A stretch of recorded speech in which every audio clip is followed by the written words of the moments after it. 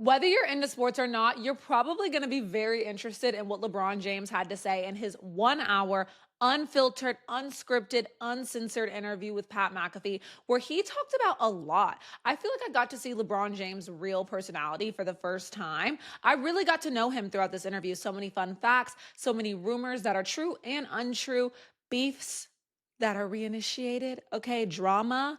It was giving Bad Girls Club at a couple of points, and LeBron is a little petty. So without further ado, let me get into everything that happened in the 1 hour Pat McAfee interview, the LeBronversation, as they're calling it, so that you don't have to spend an hour and 11 minutes watching it. My name is Mariah, and this is the Hoops for Hotties podcast, the one and only sports podcast for the girls, the gays, the days, and the straight men who don't admit they don't know anything about sports to learn about sports. First and foremost, the interview opened up with Pat asking LeBron about his longevity in the league. If you don't know already, LeBron James is in his 22nd year of playing in the NBA, which is insane. He's the oldest player in the NBA. He's 40 years old, older than some of the coaches. To be a father, a husband, a business mogul, a billionaire, you could imagine that there's not that much motivation left to do all that LeBron does that goes into playing as an NBA player. But LeBron James still somehow has that motivation and is still doing it at a high level. It's not like he's like the greats we've seen in the past, Kobe Bryant, Michael Jordan, who towards the ends of their careers, like they're not really playing for championships. We're not really seeing them at their best. We have our big moments where they look amazing, but over the course of the end of their career, it was a little sad.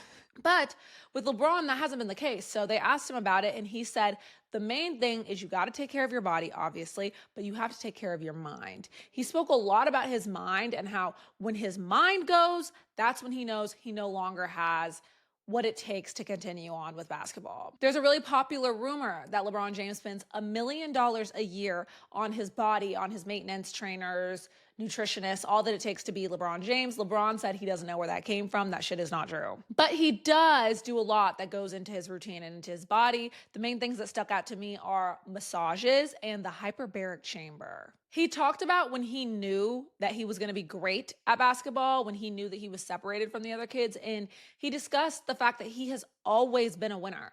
Always. He even told a story about the fact that the first time that he played in organized sports, his first ever season as a little league football player, they won the championship. The very next year, they won the championship again. Undefeated seasons. He had never lost, and he won MVP. He went on to win 3 state titles in high school. He won on every single level, every single year. He was a winner. He also talked about how he knew that he was going to be able to get his mom out of Section 8 housing and the situation that they were in when he was 12, 13, 14. And he was just running and he looked behind him and he was faster than everybody else. He was jumping and he looked and he could jump higher than everybody else. He could do things that nobody else could do. And so he knew that this was his ticket to get out of the situation he was in. The hood. Let's just say the hood. All right, let's be real. He also mentioned NIL and how he knew that he would have cashed in if NIL were a thing back when he was in high school, because LeBron was the chosen one. He was everywhere. He was the face. He even mentioned how in his first ever nationally televised game, they were comparing him to what they called the one name guys: Wilt, Jordan, Magic, Bird, and then LeBron. And he's sitting there thinking, I'm fucking 17 years old. This is insane. Like, this is a lot of pressure that you're comparing me to these people. Now, I will say there were a few things that were very present in LeBron's demeanor throughout the entire interview that I found interesting, which is why I said at the top of the episode that I felt like I saw his real personality for the first time. Because number one, LeBron is petty as hell. And it became very evident through the rest of this episode that he's petty and he uses what other people have to say about him as motivation per se. I guess when you've been the best forever, you've been winning at every single level since you were in Pee-wee football camp, you have to find motivation somewhere. And LeBron seems to find that in people not believing in him. But when you're the best, always, you kind of have to search deep for that.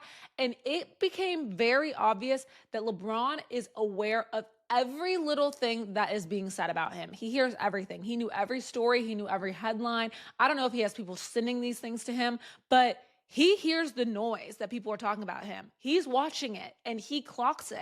It also became very evident to me, this is obvious, but LeBron knows how good he is and how good he's always been. And he knows that he's talented and isn't afraid to express that. I feel like we usually hear from the humble version of LeBron James, not saying he wasn't humble in this interview at all, but we usually hear from the version of him that's like, just grateful and yes. But in this interview, we heard him talk his shit. I'm the best. Yeah, I'm good. Yeah, I've always been good. I've won at every level. Everybody wants to say this about me. Fuck them. That was the energy he was giving. And in this next subject, it became evident that he does have confidence in the fact that he's never really messed up. We've never seen LeBron get some random BBL bandit pregnant. We've never seen LeBron in a huge controversy. LeBron's never been canceled. He talked about how most child stars mess up and he hasn't. Pat asked him about this, and LeBron said that all credit to his mom, first of all, with the way she raised him, the way she carried herself, and the fact that he knew the statistics of Black kids coming out of the hood and making it and being handed all of this money and all of this success. He knew what that looked like, and he didn't want to be a bad statistic. He wanted to make it. He wanted to be a role model for kids coming out of Akron, Ohio. The exact words he used were he never wanted to fuck up his opportunity. He discussed Jerome Lane, who he said was the only inspiration that they had at the time. However, Jerome Lane was hating on him and his high school team. He went to a Catholic high school and he felt like Jerome Lane was a hater, and he clocked that and was like, I never want to be that way. Like, I'm going to be a good role model for the kids in Akron, and I'm going to put my city on the map. I'm going to put my teammates on the map. I'm going to put the league and the game on the map. I'm going to be that. When asked about the decision, if you don't know what the decision was, it was basically a televised special of LeBron James deciding where he was going to play next. He was leaving Cleveland, and he chose to go take his talents to South Beach. He chose to play for the Miami Heat. People considered that a selfish decision. He got a lot of hate for making that decision, and he said he wanted to win. He knew how to win because he had always won. He won his, like I said, his first ever year playing football. He won. He was an MVP. And when you become the number one pick in the NBA draft, or any draft for that matter, that means that you're going to the worst team. You're not. Good teams don't get the number one pick in a draft, really ever. It doesn't work that way. When you're the worst, you get the best. You get the priority. And so these kids that are the number one picks are coming from situations where they've won their whole lives. They won in high school, they won in college, they won forever. They were always usually the best on their team. They weren't used to being a second option or sitting on the bench ever. And so you come into a situation where you're losing and you're expected to wear the crown on your head and to lift this team up. In LeBron's case, it was really unique because he was in Cleveland, 30 minutes from where he grew up in Akron, Ohio. I also found it interesting that LeBron didn't move out of his parents' house, out of Akron. He didn't move away from his mother. For the first 7 years he was in the NBA. When he went to Miami, that was his first ever time leaving Ohio. Imagine that. And the way that he associated this whole move of him going from Ohio to Miami was like him going to college, because he never got to go to college. He went straight from high school to the NBA. And so doing the decision, the television special, that wasn't something that we saw. NBA, we still don't see that. NBA trades get announced on Twitter. This person got traded there for this and that much. We don't see somebody go on and say, I will be taking my talents here. I will be going here. I will be moving there. Granted, because we've never seen somebody with power like LeBron, even Michael Jordan, because there wasn't social media back then. So it's a whole new thing. And so LeBron doing this, the decision situation, not only raised money for a good cause, but he also got the opportunity to commit, which he didn't get to do in high school. You know how they put on the hat when they're in high school and they commit to their next step, their next school? He never got to do that. So the decision was his version of that, and him moving to Miami away from Cleveland where he had always grown up. While it made a lot of people hate him, where they were like, you're leaving us, LeBron. You were supposed to be our savior, and now you're leaving us and going to Miami with Dwayne Wade, and you're going to be so good. Fuck you, LeBron. For him, it was like, I got to go and do this. I want to win. I want to do me. He even used the expression, I'm moving away from mom and dad. I'm getting out of the nest for the very first time. It was his version of going to college. And imagine leaving home for the very first time at 25 years old. And I found it even interesting that LeBron said he used to drive 30 minutes to the arena to play in games in Cleveland from Akron because he never moved away from there. So back when LeBron James was playing for the Miami Heat, he was playing for Pat Riley. Pat Riley is the head of Heat culture, which is like a no bullshit. We don't care what big of a star you are. The Miami Heat, no one's bigger than the franchise, right? LeBron's playing for this team. He loves chocolate chip cookies, okay? A story broke a couple weeks ago about the fact that Pat Riley took away LeBron's cookies. He was like, no more eating cookies. We're done with that. With a star like LeBron James, you would think that you would never take away his cookies. Like, what? Excuse me?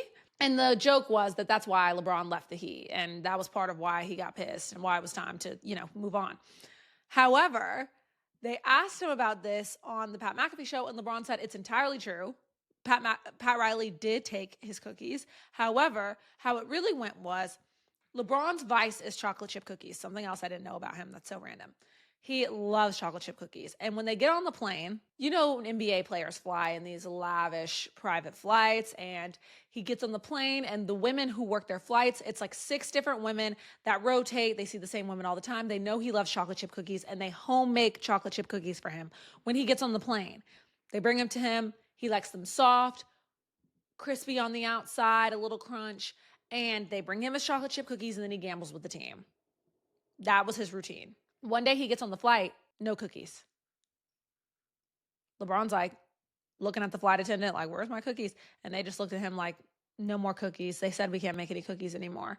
And LeBron knew exactly where that came from. But he said when Pat Riley didn't pay Dwayne Wade and give him his money and let Dwayne Wade walk, he was like, you know what? Maybe my cookie situation wasn't that bad. He said Pat Riley doesn't give a fuck. And he alluded to the whole Jimmy Butler situation that just went down, where Jimmy Butler literally forced his way out of Miami because Pat Riley wasn't about to pay Jimmy Butler.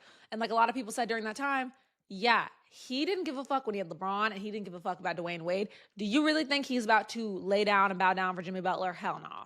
Then they asked about JJ Redick being his coach. Infamously, JJ Redick and LeBron James had a podcast together called Mind the Game, where it was supposed to be the opposite of what Stephen A. Smith does, talking about basketball from a very purist standpoint, going through plays. And I've watched it, and I learned a lot watching it, them doing the X and O's of the game, why they run this play, et cetera, et cetera.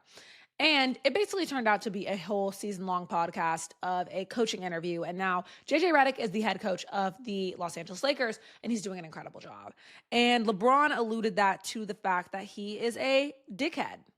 And he didn't really answer whether or not the podcast was for the purpose of an interview. I felt like there was a lot of questions that Pat wasn't allowed to ask or go deeper into, because if I'm sitting there interviewing, I'm like, okay, was that just a podcast, or did you have a feeling that he could be your coach? But LeBron called JJ a dickhead. JJ infamously played for Duke, and they have this dickhead reputation. And he said that JJ is a dickhead in a great way, and he loves it. And when he played for Coach K in the Olympics, he got to really see, okay, this is why Duke was great, because these guys are dickheads. And he said he sees a lot of Coach K in JJ Redick, which is a huge compliment. Oh, one of the most interesting quotes of the whole interview that nobody is talking about is when LeBron said a lot of people that talk basketball on TV, whether that be former players that are now media members or media members that never played basketball, just aren't smart. He basically said some of those people who are retired basketball players that we listen to on TV, so we're like, okay, they're really smart. They played in the NBA, like they know what they're talking about. LeBron was like, just because they're talking basketball and they played in the NBA does not mean they're smart. They could have just been bigger and faster and stronger than everybody else at the right time, and so they made it to the NBA. And now they never really got their moment in the NBA, and so they are talking basketball on television, but they don't really know shit about shit. And he even said, that's why I'm 40 and still playing in the NBA, because I have that mind. I'm smart. I know the game. I can see things. I can say things. I know what I'm looking at. Whereas these talking heads on TV, yes, refer to them as talking heads, don't know shit. He basically called the former NBA players that are on TV talking basketball dumb. Then they discussed his relationship with the media and asked, when was it ruined? Because LeBron doesn't have a great relationship with the media. And he said the decision when he decided to go to Miami, that ruined his relationship with the media. They hated him because he had been so squeaky clean before then. He had nothing wrong with him. He was the golden child. He never got in any trouble, whatever.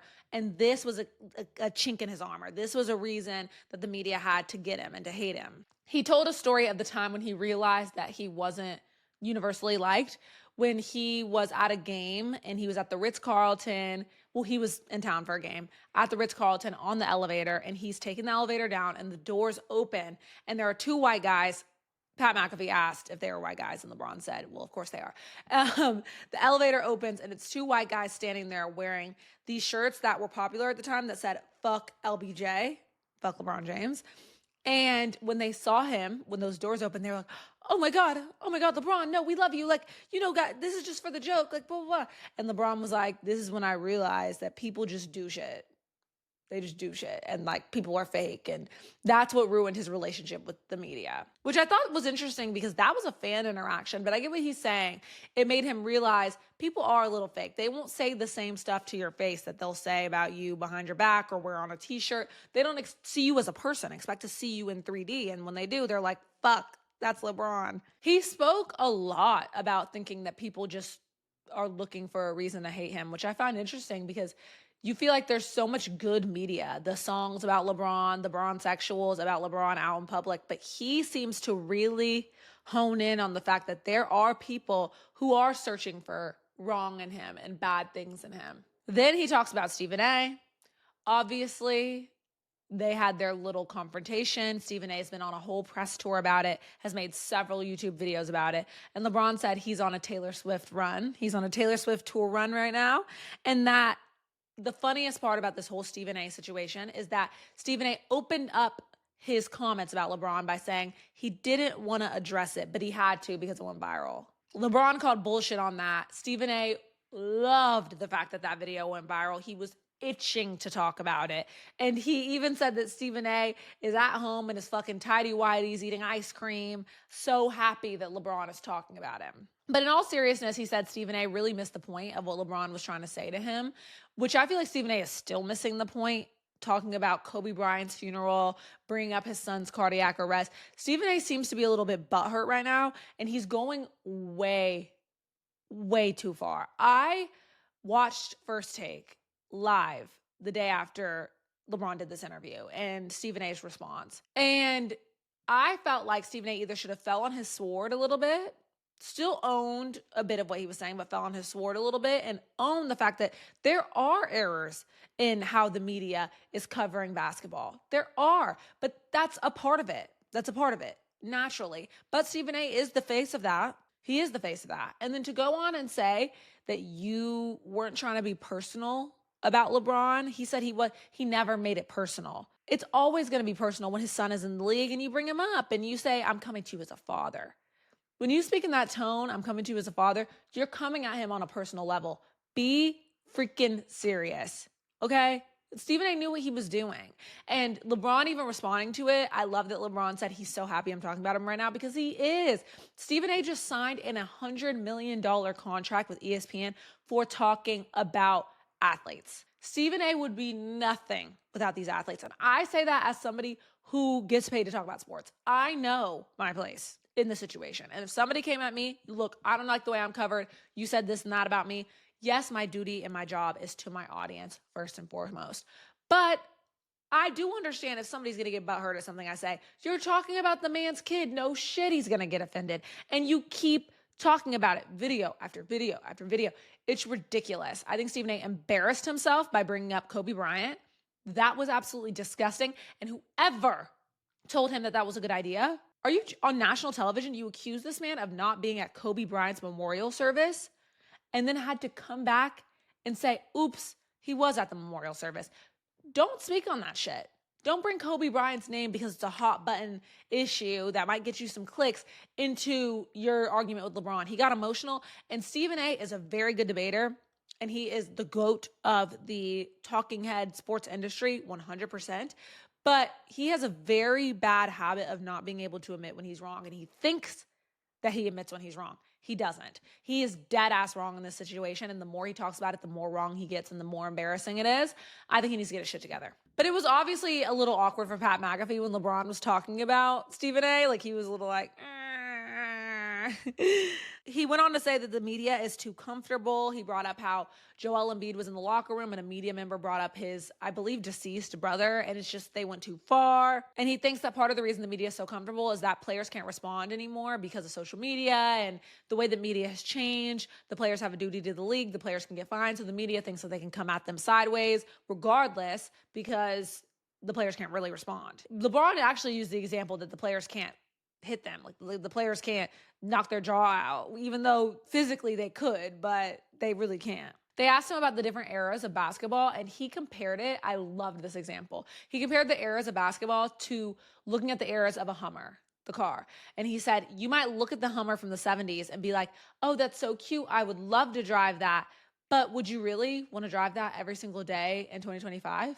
With the mechanics and everything, your back would hurt, your neck would hurt. It wouldn't work today. Even though you might love it and it might be a good little weekend car to go get ice cream and go get a coffee and then go home, that couldn't be your everyday car. It's 2025. It's a different time. Same thing with basketball. He then said Giannis would have had 250 points in a game in the 70s, even while saying that we should respect every single era.